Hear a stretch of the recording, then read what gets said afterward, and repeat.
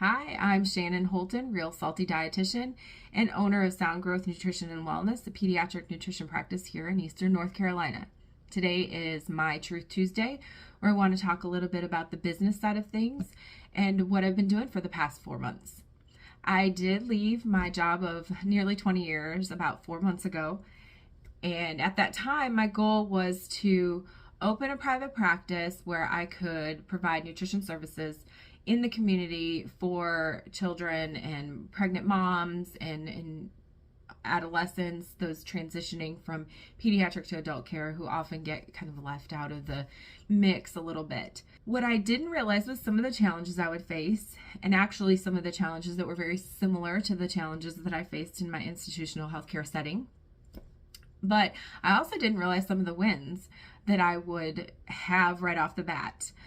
First, I really thought a lot of the challenges that I would have would be from the business side of things. I've never owned a business before. I've never started a business. I've never done the legal side of things or the bookkeeping, accounting side of things, and didn't really know where that would take me. Right off the bat, it took me about 2 days to get a business registered with the state of North Carolina. And I thought, check box, win, in the win column right off the bat. That was very exciting and felt very motivated to be able to take those next steps. The next steps were really some of the technical pieces. I worked on getting a website in place. Thanks to AI, there's some really great templates, and that turned out great.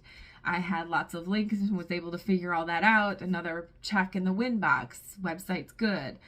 Then I spent some time looking at different electronic health record platforms, ones that would be more geared towards a dietitian or nutrition professional, where I was able to not just document some of the important nutrition pieces, but also to communicate with clients and to have a really good telehealth platform.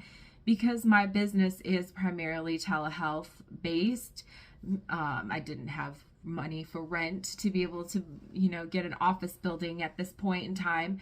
But I also think that in our current day and age, in terms of people's accessibility, people's time, what people, are able to travel for, transportation issues and needs, that it would be good to have a telehealth platform so that I could do those virtual visits when it's hard to get to the doctor's office again for another appointment or something like that. I found a really good platform for that. I got that set up, linked to my website. If people can make appointments, I can, do invoices and billing and collect payments, and had all of that set up in the first couple of months. And I had lots and lots of wins checked in that box.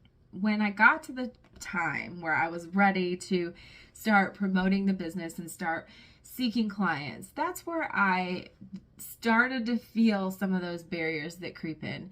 And ironically enough, it's really quite similar to some of the barriers and challenges that I had in the inpatient healthcare setting. One of the things that I think that dietitians can often feel, and I know I'm not alone in this because I had a team of dietitians that I've worked with over the years that have all kind of mirrored some of the sentiments, is that we don't always feel the most valued for our thoughts, opinions, and ideas in the healthcare setting. One of the things that I think about is, all of the education and all the certifications that dietitians end up getting, and yet we're still not a very large footprint in the healthcare institution setting.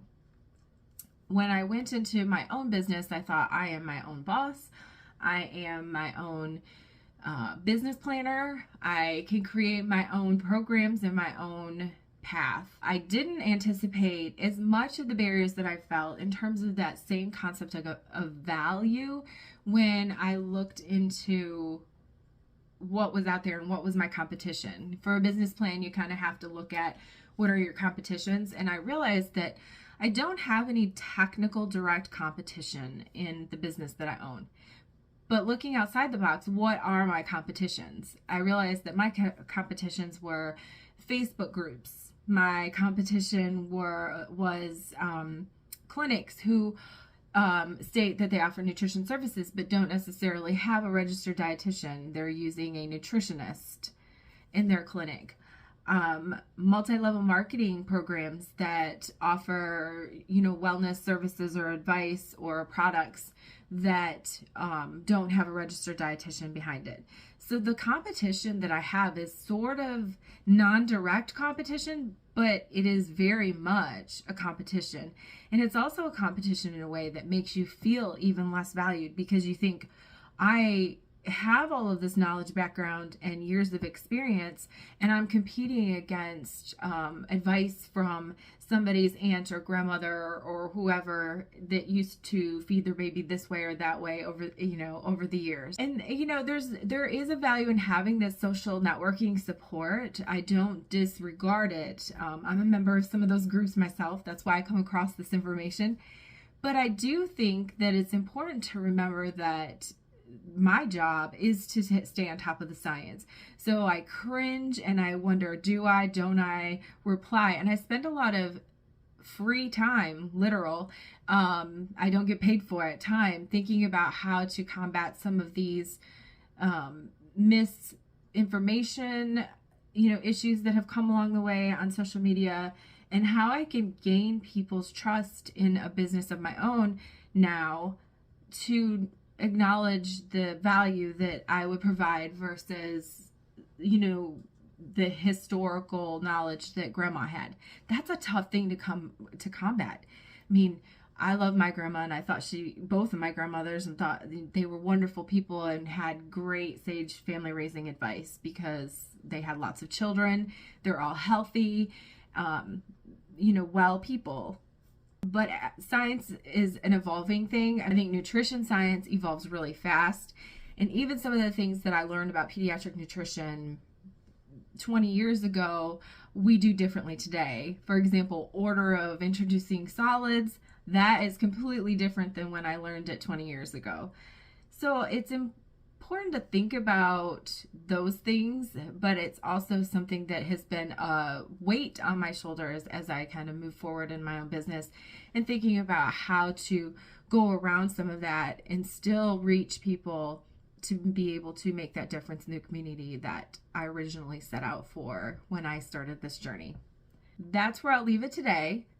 On Friday, we're still going to do a kind of our fun research Friday. I haven't quite decided on a topic yet. There's a couple of different things that I've seen kind of coming through the news that I'm not quite sure yet which direction I want to take. But I would love if people join me so that you can learn a little bit more in the science aspects, and see you Friday.